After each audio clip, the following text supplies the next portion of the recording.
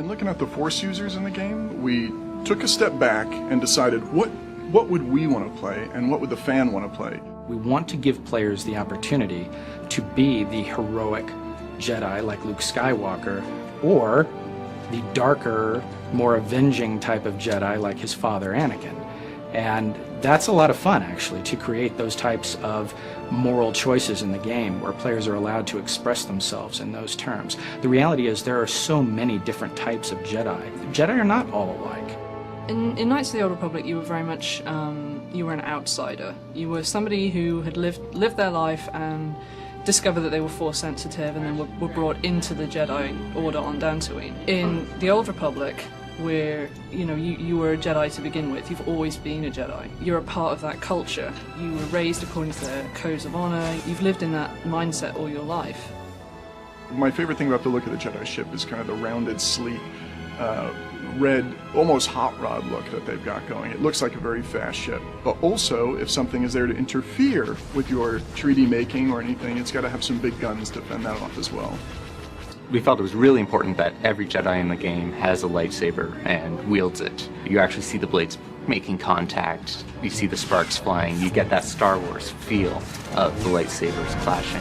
When two lightsabers collide, or look like they collide, that's all based on the animation. The two animations sync up and we actually spawn an effect off of the lightsaber on that specific frame in the animation to where it looks as if the two sabers are clashing together. We'll call a little kind of a flash effect and flare out the lightsabers a little bit, make it look like they've contacted each other. Their lightsabers are more rounded and oddly enough more low-tech, kind of more the 70s Star Wars-y look, which we had a lot of fun incorporating into the look throughout. When we're doing the Consular and Knight, or any class, we look at their colors. When we looked at the Jedi, these are the good guys, so we went with the earth tones. We took these robed monk ideas and then we added to them throughout their play. So these guys look anywhere from, armored, robed monk guys all the way up into people that might look like they're from in the Senate. The strategy behind creating two Jedi classes is we knew Jedi were going to be very popular and we wanted to make sure there were a lot of options for all the people who would sort of gravitate towards the Jedi. So we took sort of the two most iconic things, the lightsaber and the Force powers, and built a class sort of around each of those ideas, and that became the Knight and the Consular. The Jedi Knight is all about high adventure and action and, jumping right to the forefront of the battle and leading troops on the last desperate charge to save a world. The Jedi Knight's got a wide array of different melee attacks for different situations. So he'll have different saber moves he uses when he's, say, fighting one tough target versus a bunch of smaller enemies. And then these attacks, some of them will sort of build up his Force focus and then other ones will spend it. So he's always got that sort of ebb and flow of building up to his big, strong attacks. If the Jedi Knight's role is to defend the Republic, the Consular's role is to be behind the scenes and to mend it and bring it back together.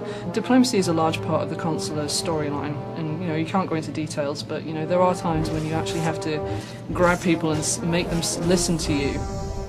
The Jedi Consular has actually a wide array of playstyles. If you like playing the sneaky rogue, we have a build there for you. If you like supporting your allies and controlling enemies, we have a role there. And we also have a straight up damage role where you're just smashing things with telekinetics. We've actually also built it so that if you do go down the healing route, your companion becomes more powerful as you level up as a healer.